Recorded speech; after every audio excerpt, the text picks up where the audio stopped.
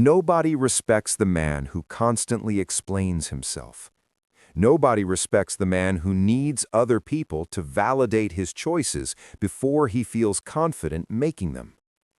Nobody respects the man who falls apart the moment something doesn't go his way, who lets his emotions spill out of him like a cracked vessel, uncontrolled, unfiltered, and undisciplined. And the worst part? Most men do it every single day without even realizing it. They walk through life bleeding respect, drop by drop, wondering why people stop listening to them, why rooms don't shift when they walk in, why their words carry no weight. What you're about to hear is not comfortable, but it is necessary. Here is what this looks like in the real world. It's the man who finishes a sentence and then immediately adds, "You know what I mean?" because silence feels like rejection to him. It's the man who makes a decision and then spends the next 20 minutes explaining why he made it to people who never asked. It's the man who posts something online and then checks every hour to see how many people approved of it. It's the man who raises his voice in an argument because losing feels like death, and being right, loudly and visibly right, feels like the only way to survive. It's the man who talks about what he is going to do more than he actually does it. You've seen him, and if you are being truly honest with yourself, there are moments when that man has been you. There is no shame in that. Not yet. The shame would be in walking away from this video and changing nothing. Because here's what most people don't understand. These behaviors are not personality traits. They are symptoms. Symptoms of something deeper. Fear dressed up as confidence. Insecurity wearing the mask of communication. Ego trying to protect itself from a world it doesn't fully trust. When a man over-explains, he isn't being thorough. He is afraid you won't accept him if he doesn't justify himself enough. When a man seeks approval constantly, he isn't being social. He has handed the power to define his worth to other people, and now he lives or dies by their response. When a man reacts emotionally and explosively, he isn't being passionate. He has no governance over himself, and everyone watching him can see it clearly, even if he cannot. Here is the brutal truth that the Stoics understood 2,000 years ago and that most men still refuse to accept today. Respect is never negotiated. It is observed. You cannot talk someone into respecting you. You cannot explain your way into their admiration. Respect is not a transaction. It is a conclusion. One that other people arrive at by watching how you carry yourself when the pressure is on. Marcus Aurelius was the emperor of Rome. He commanded armies. He governed millions. He held more power in his hands than most men throughout history could ever dream of. And yet, what he wrote in his private journal, Meditations, was not about power.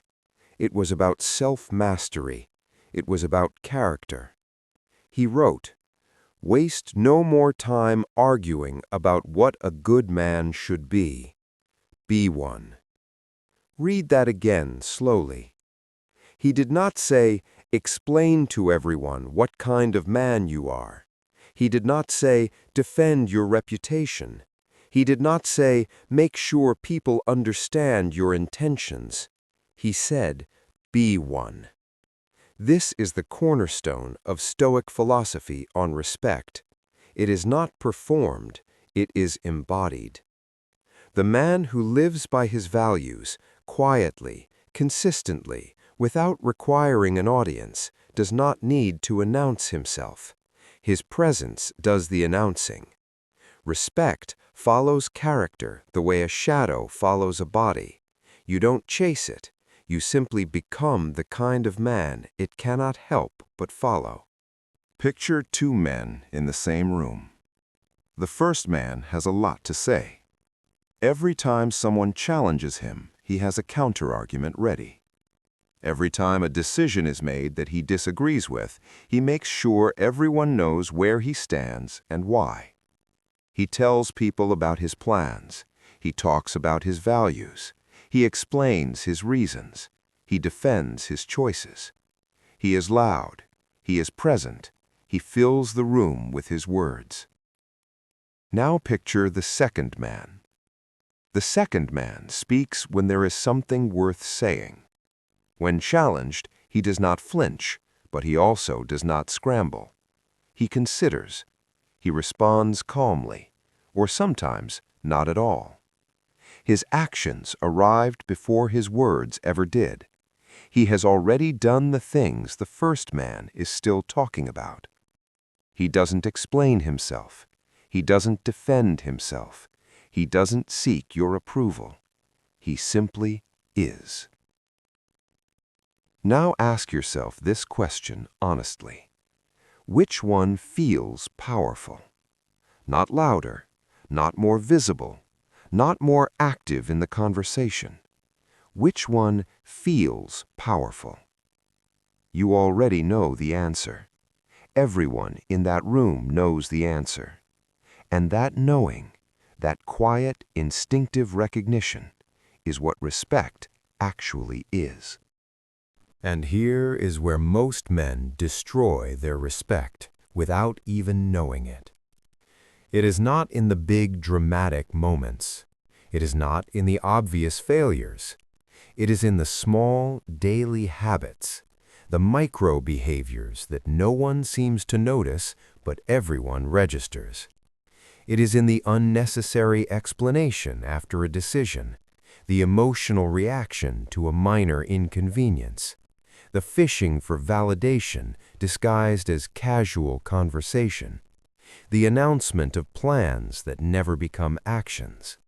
These are the quiet killers of respect, and we are going to break them down one by one so that you can see them clearly in yourself and begin to eliminate them.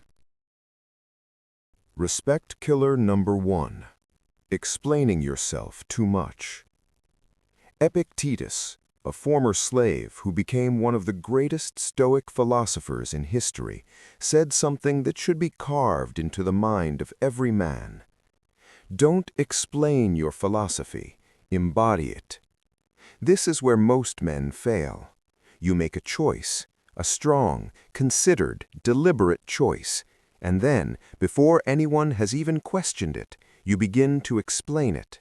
You build a case. You offer your reasoning. You invite people into your decision-making process as though their understanding is required for the decision to be valid. But here is what that behavior signals to every person watching you. Doubt. Not certainty. Doubt. Because a man who is truly secure in his decisions does not need a courtroom. He does not need a jury. He acts, and the action stands on its own. Think about the most respected men you have ever encountered. Did they spend their time justifying their choices to others, or did they simply move with clarity, with purpose, without apology? Every unnecessary explanation is a small withdrawal from your account of respect. Stop explaining. Start embodying. Pay attention to this one, because this one changes everything about how people perceive you.